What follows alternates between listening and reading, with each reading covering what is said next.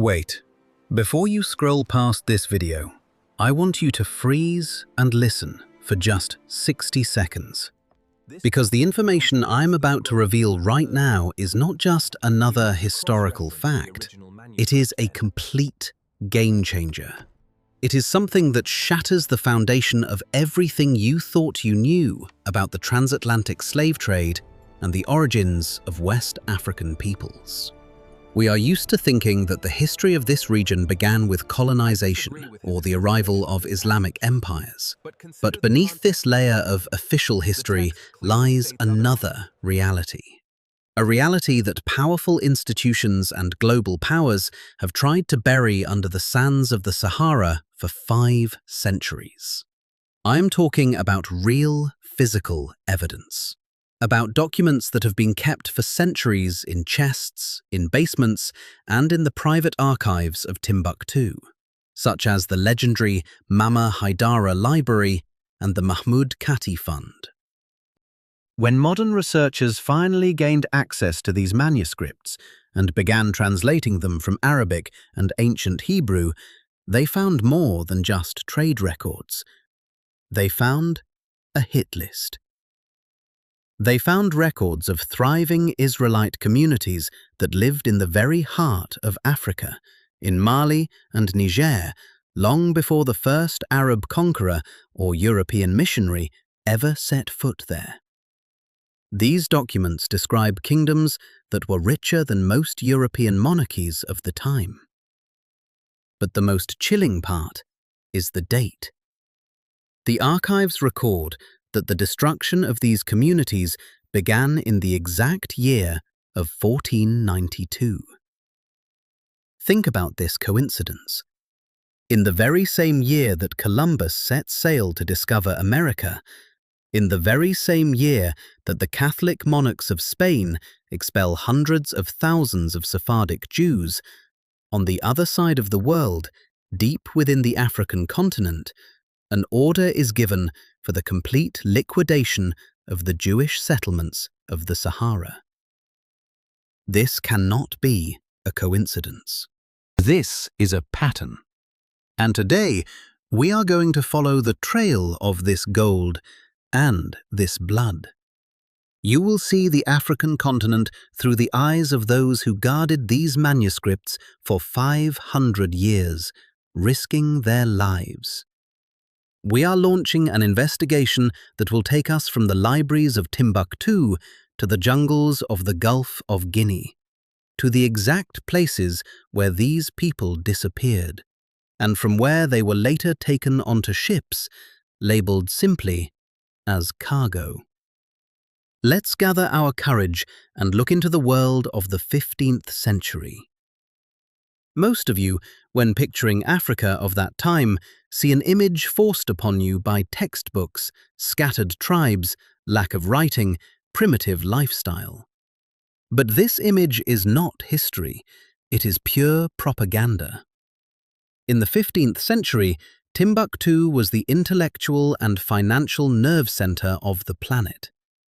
At the University of Sankore, thousands of students studied advanced mathematics, law, and theology at a time when London didn't even know how to build proper sewers. But there was one question to which official science always gave a suspiciously vague answer. Where did the Mali Empire get so much gold? Everyone knows about Mansa Musa, the richest man in human history. His wealth today is estimated at $400 billion. His gold literally crashed the Mediterranean economy in 1324. But who were the people managing these financial flows? Who were these financiers of the desert, ensuring the logistics and banking operations on the trans-Saharan routes? If we open chronicles like the Tariq al-Fatash, the Chronicle of the Seeker, written by scholars of the Kati family, we stumble upon information that has been deliberately kept untranslated into Western languages for decades. It is written there in black and white, that the key trading hubs and gold mines were under the control of communities known as the Banu Israel. These were people who were neither Arabs nor Muslims. They lived in oases such as Tuat in the territory of modern-day Algeria and northern Mali. And they were not just merchants. They were powerful clans tracing their lineages back to ancient priestly and royal lines of the Levant. They came to Africa not as slaves, but as masters, scholars, and kings, fleeing Roman persecution in 70 AD and later. The Tuat oasis was their fortress. In the Middle Ages, it was called the Jewish archipelago of the Sahara. Hundreds of fortified settlements, kasbahs, stood guard over the gold routes. They had their own independent legal system, their own synagogues, and massive libraries.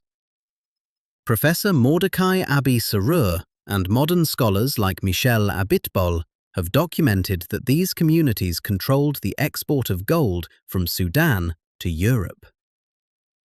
But why don't we hear about this today? Why, in the mass consciousness, is Timbuktu only associated with Islam?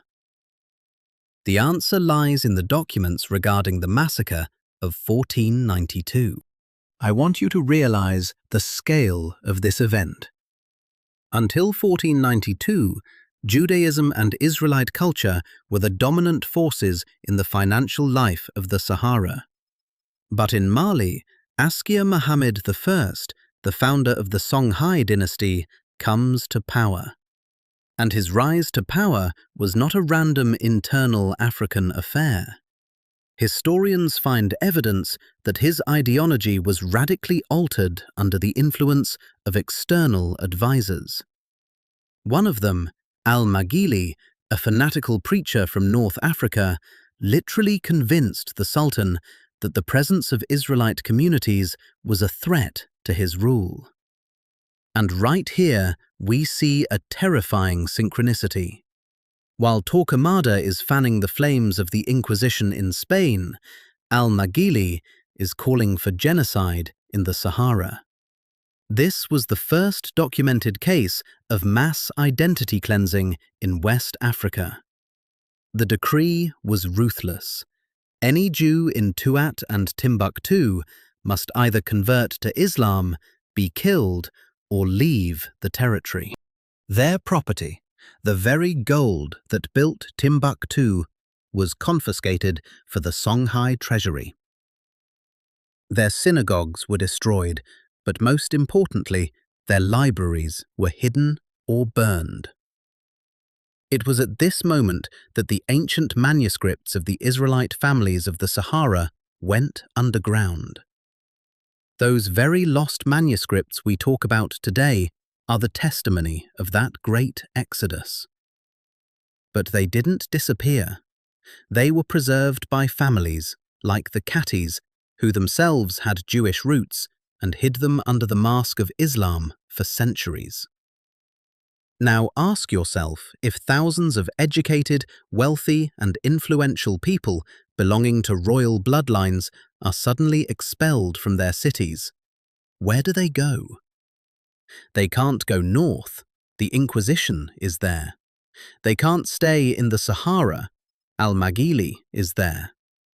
There was only one way south. Along the Niger River, deep into the continent, into the tropical forests and coastal zones of West Africa.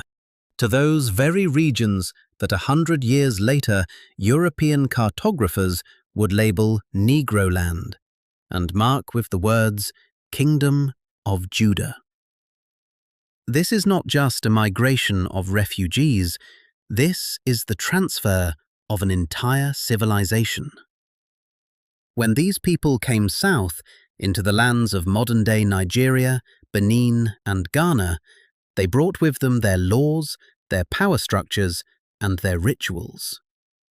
And when you hear about the Igbo people practicing circumcision on the 8th day, or the Ashanti people with their complex system of high priests, you must understand This is not a random development of local beliefs. These are the traces of the great exodus from Timbuktu. This is the blood of the very Banu Israel whose gold markets were seized in 1492. But why is this information so dangerous today? Why do the history books stay silent about Jewish Tuat and Israelite Timbuktu? Because to admit this is to admit that the transatlantic slave trade was not a random gathering of cheap labor. It was a targeted hunt.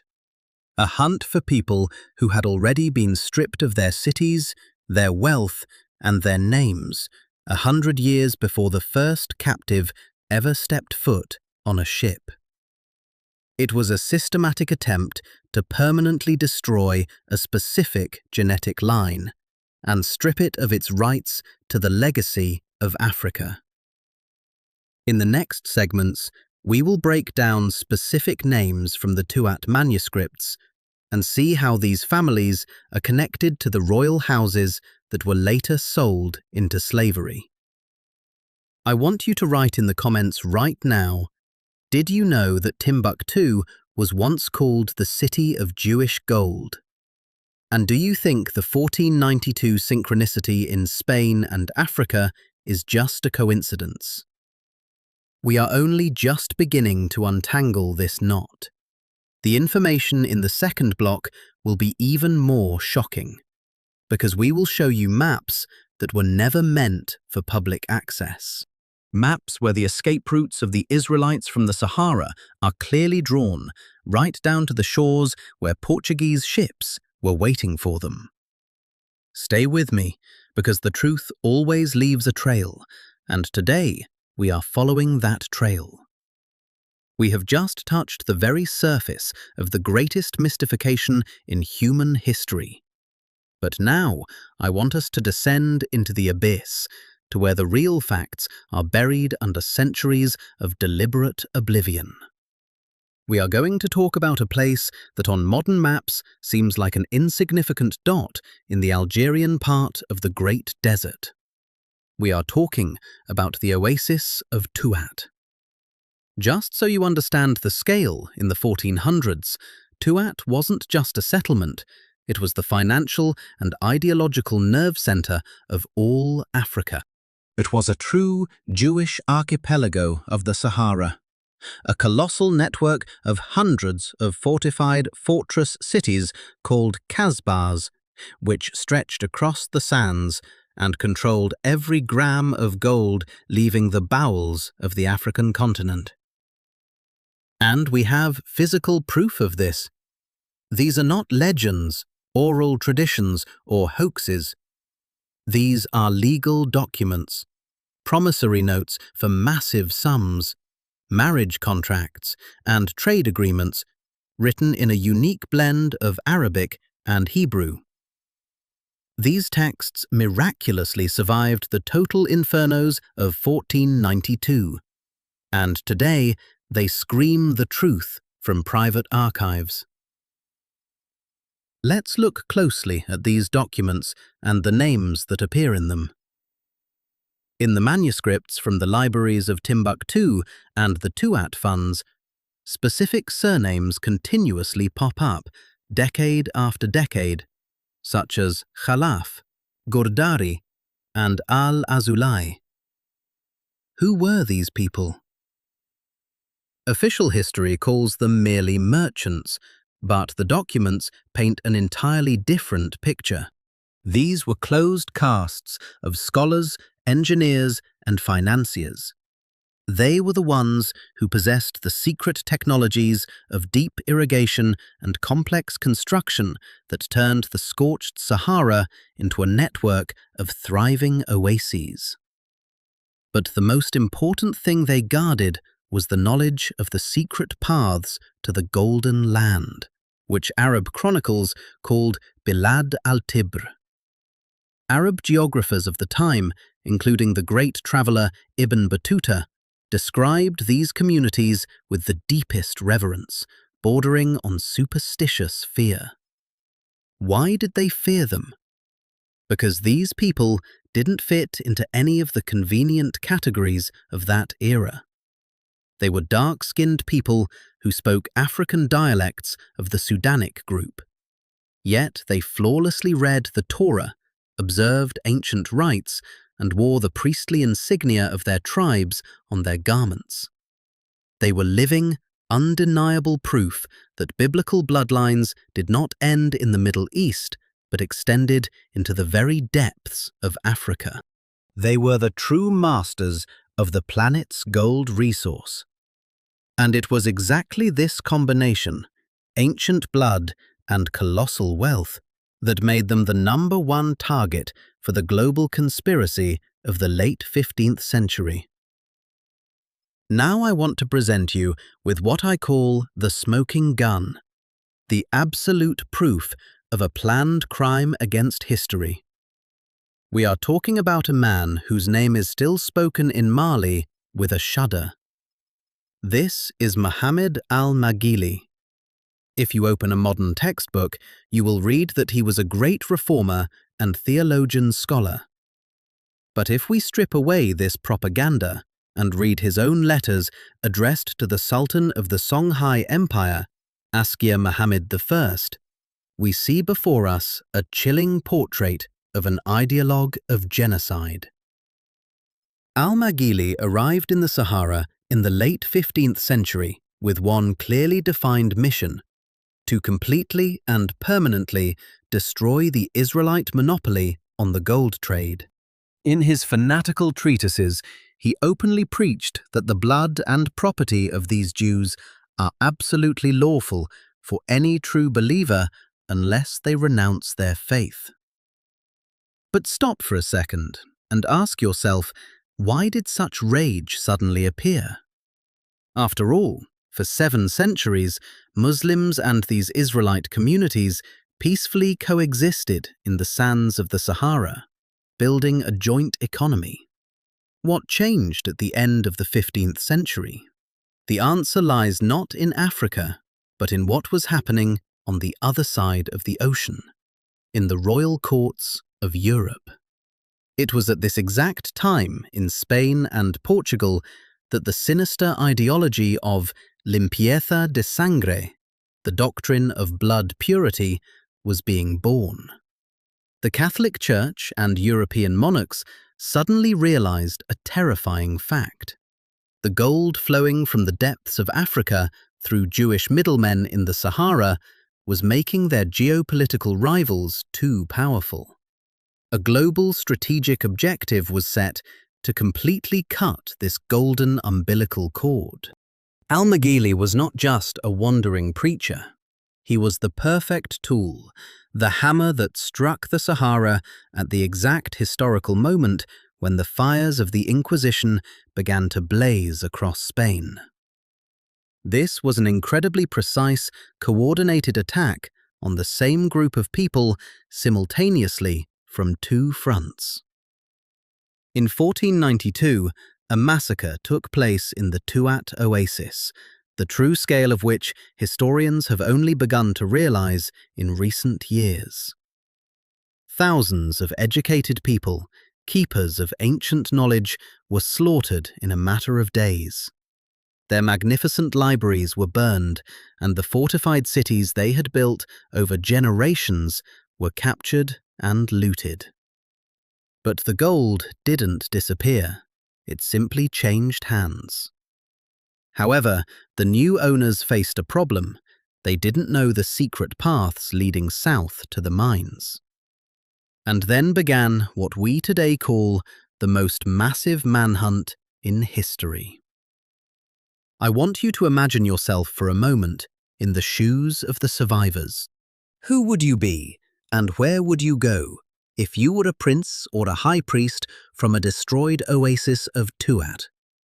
If you are the possessor of an ancient scroll that proves your direct connection to the house of David? You cannot go north. The ports of Spain and Torquemada's torture cellars wait for you there. There was only one way out. Head south, beyond the horizon, to where the Sahara transitions into impenetrable forests. You go deep into the territory of the Songhai Empire, past burning Timbuktu to the Great Niger River. This was not the ordinary flight of refugees. It was the great exodus of a civilization into the jungle. Modern historians, working with African sources, call this period the Great Dispersion of the Banu Israel. It is precisely during this short time frame, between 1492 and 1550, that the population of the coastal zones of the Gulf of Guinea suddenly and inexplicably explodes. There, as if by magic, new cities arise, complex political alliances are formed, and religious practices are introduced that were never there before. When the first Portuguese navigators began landing on the shores of the region they would later cynically name the Slave Coast, they expected to meet primitive tribes there. But their own records, which today are kept under lock and key in the State Archives of Lisbon, tell a completely different story. The Portuguese described African chiefs who wore ceremonial garments suspiciously resembling the robes of Jerusalem high priests. They recorded sacrificial rituals and purification rites that were practically identical to the strict Levitical laws from the Book of Numbers. Where could this knowledge have come from in the tropics? The answer is hidden in those very manuscripts of Timbuktu. These were the exiles from Tuat. These were the very golden Israelites of the Sahara who brought the light of their civilization to the shores of the ocean. It was they who founded the settlements we see on 18th century maps under the unbelievable name Kingdom of Judah. They built cities like Ouidah, whose very name, as we have proven time and again, is a direct phonetic reflection of the name Judah in local dialects. But the greatest tragedy of history was that the same forces that pushed them out of the Sahara now came for them from the sea. Let's be completely honest with ourselves. If transatlantic slavery was solely a matter of free labor, then why did the slave traders need to keep such meticulous and detailed records of their captives' origins? Why do we find strange, almost encrypted notes about the special origin of certain groups of captives in 16th century Portuguese and Dutch ship logs? In these manifests, they were openly called by the word Hebrews. These are not my assumptions. This is a documented fact. The famous Portuguese Jesuit historian Antonio Vieira openly stated in his works back in the 17th century that a huge portion of those forcibly removed from the regions of Guinea, Congo, and Angola were actually direct descendants of those very dispersed Judeans. Think about this horrifying fact. The global system didn't just need your muscles to work in the cotton fields. It hunted for your identity. It sought to permanently sever the link between the great golden kings of Timbuktu and their descendants shackled in chains. After all, if they admitted that a common slave on a plantation in Virginia or Brazil was actually an overthrown crown prince from the Sahara, a carrier of an ancient genetic code and a keeper of biblical secrets, then the entire moral and legal legitimacy of the modern Western system would instantly crumble to dust. That is why the name Judah was systematically erased from geographical maps. That is why Tuat was declared a forgotten desert. That is why the great manuscripts of Timbuktu were hidden from the general public for 5 centuries. But I have one very direct question for you. Why, when we find these undeniable proofs in Arabic, Portuguese, and French primary sources, do official historians continue to call it a mere set of coincidences? Why, when modern DNA studies show with mathematical precision that peoples of West Africa have genetic markers characteristic exclusively of the population of the ancient Levant, are we told it is a random mutation? Who really benefits from you continuing to believe the fairy tale that your great history began only in the hold of a slave ship and not in the golden halls of Timbuktu and Tuat?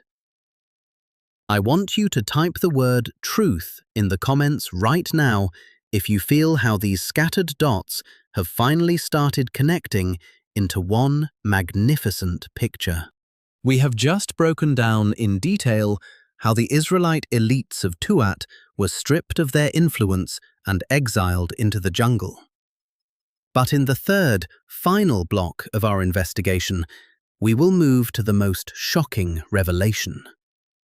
We will break down in detail the mechanism I call the erasure code, a secret program to track down these specific bloodlines once they were on American soil.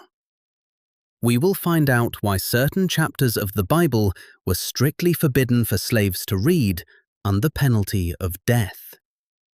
We will see that the lost manuscripts of Timbuktu are not just pieces of old paper. They are your personal key to reclaiming a lost heritage. Because a people who have forgotten that they once owned the gold of the world will never find the strength to demand that gold back. Are you ready to see the finale of this historical mosaic? Are you ready to learn how the Vatican and European kings actually divided the legacy of Tuat among themselves? Then don't you dare close this video. The most important and secret part awaits you right now. We have reached the final point of our investigation, and what I have saved for you now is the most closely guarded part of this historical puzzle. We traced the path from the golden halls of Timbuktu to the exile in the jungles of Guinea. But now we must answer the main question. What happened when these people, the keepers of ancient lineages and Israelite traditions, ended up on the other side of the ocean? How exactly was the operation to completely erase their memory carried out? I call this the erasure code, a systematic program of identity destruction that began on the ships and continued for 4 centuries on the plantations of America. And the most shocking proof of this program is not the lack of records, but the existence of one specific document that they never told you about in history classes. We are talking about the so-called Slave Bible, published in London in 1807 under the official title, Select Parts of the Holy Bible for the Use of the Negro Slaves. Stop and think about the very fact that this book exists. This was a Bible from which about 90% of the Old Testament and a large part of the New Testament had been intentionally removed. Entire chapters from the book of Exodus, the Psalms, and the prophecies were cut out. Why? The official answer stated it was done so as not to encourage rebellion. But if we look deeper, through the prism of the Timbuktu manuscripts, we see the true reason. The masters of the system knew perfectly well who they had brought from West Africa. They knew that in the holds of their ships were people whose ancestors in the Tuat Oasis had read the very texts that were now banned. If a slave in Virginia or Jamaica had read in the original Bible the laws of the Sabbath, the rules of dietary purity, or the prophecies about the scattering of the tribes of Israel, he would instantly recognize in these texts the culture of his home, which he still remembered from his grandfather's stories. The Slave Bible was a tool meant to make you forget that the book being forced upon you as the white man's religion is actually your own family chronicle. This was a spiritual lockdown, but behind it lay cold economic calculation. Remember we discussed the pricing structure in slave markets. The Portuguese archives in Lisbon hold ledgers, accounting books of the slave trade, where a person's price was determined not only by their physical strength, but by what they called qualidade, quality. Historians long puzzled over what was hidden behind this term. But when this data was overlaid onto the maps of migrations from the Sahara, the picture became clear. The highest prices were paid for those who originated from the priestly or royal lines of those very kingdoms, like Judah or Adra. Why would planters pay more for an overthrown aristocrat or a priest? Because their goal was not simply the use of their labor, but their complete isolation. Disconnecting these leaders, changing their names to the European surnames of their masters, and banning the use of native languages were all parts of a single strategy. If you take away a people's name, their language, and their book, within 3 generations they will believe they are nobody, coming from nowhere. But there is something to this story that the authors of the Erasure Code did not account for. It is what we find today in the abandoned libraries of Timbuktu. In the manuscripts of the Kati family, there are strange, almost prophetic passages. The scholars of that time, seeing their world crumbling under the blows of Al-Maghili and his followers, wrote about a time of great sleep for their descendants across the great water. They described a period when their children would forget their roots and their rights, but would preserve the mark in the blood. And today, 500 years later, this mark has begun to reveal itself. We are living in an era when genetic genealogy is doing what textbooks failed to do. Millions of descendants of enslaved Africans are taking DNA tests and discovering something inexplicable to official science. They are finding markers of the E1B1A haplogroup and specific subclades that lead not just to Africa in general, but precisely to those narrow zones of settlement of the Saharan exiles. They find genetic matches with those very groups in Yemen and Ethiopia that are recognized by official science as ancient Israelite lineages. This is that very awakening by blood that the manuscripts in Mali whispered about 5 centuries ago. Think about the irony of history. The men who destroyed the Tuat oasis and burned the libraries in Timbuktu thought they had won. They renamed cities. They erased the Kingdom of Judah from 19th century maps, replacing it with colonial names. They created an education system that teaches you that your history is a history of nothing but suffering and slavery. But they could not destroy the manuscripts themselves, because families in Africa kept them in basements, wrapped in camel skin, passing them from hand to hand under penalty of death. And they could not destroy the code in your cells. What we are witnessing right now, this sudden, global interest in the true identity of the descendants of West Africa, is not a trend and not a political movement. It is the completion of a cycle that began in 1492. I want to ask you right now, if all this is true, if you truly are the descendants of those very financiers and princes of the Sahara whose gold and whose faith were stolen, what does this change for you? It changes everything. It changes how you look at yourself in the mirror. It changes how you read ancient texts. It changes your right to the legacy of this world. The problem is not that you don't have a history. The problem is that your history was too magnificent for them to allow you to remember it. The manuscripts of Timbuktu are not just an archaeological find. They are your title deed, your certificate of the right to a name. I know that this video will provoke rage among those who are used to controlling the historical narrative. They will call this pseudoscience. They will call it mythology. But they don't have answers to the questions we've raised. They don't have an explanation for the maps of 1747. They don't have an explanation for the tracks of the 1492 genocide in the Sahara. They don't have an explanation for the DNA of the Lemba and the Igbo. And most importantly, they no longer have a monopoly on information. Each of you can now go into digital archives, find the maps of Emmanuel Bowen, find translations of the Tarikh al-Fatash, and see these connections with your own eyes. The truth is no longer locked away in royal archives. It is right here, in front of you. If you have watched until this moment, it means you are part of that very great awakening. You are the ones who must gather these fragments of memory and restore the whole picture. I urge you, do not take my words on faith. Become researchers yourselves. Look for these manuscripts, look for these maps. Ask the elders in your communities questions.